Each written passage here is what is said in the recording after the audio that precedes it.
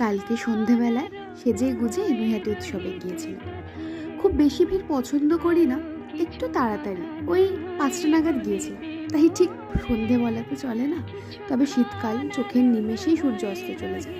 নৈহাটি উৎসবটা খুব সুন্দর হয় জানো তো, কত গাছের মাছের বাহার দেখলাম।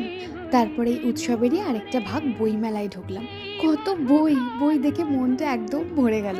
নতুন বইয়ের গন্ধ কি ভালো লাগে না। তারপর হাতের তৈরি এই গয়নাগুলো কি সুন্দর বানিয়েছে, কোনটা ছেড়ে কোনটা দেখব।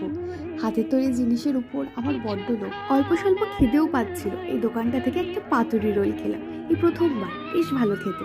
দুটো রসগোল্লাও খেয়েছিলাম নলেন গুড়ে, বাড়ির জন্য নিলাম। রাত বাড়ছে, সাথে ভিড়ও, তাই বাড়ির দিকে রওনা দিলাম। ফেরার পথে চিনেবাদাম নিলাম। এই দোকানটায় ফুলগুলো দেখে এত ভালো লাগছিল, 4টে ফুল নিলাম, হলুদ আর লাল মিশিয়ে। ফেরার পথে যদিও গিয়েছিলাম, তেমন কিছু ভালো লাগেনি। আজ আসি, বাই।